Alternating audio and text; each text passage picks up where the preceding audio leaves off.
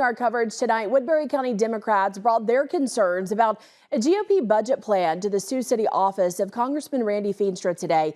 Now, Feenstra is in Washington as the House prepares for a final floor vote on the Republican budget plan. But his district representatives listened to a group of about 30 people share their thoughts on the budget plan that could get a vote on the House floor tonight. The group wanted the congressman to know they oppose the budget plan.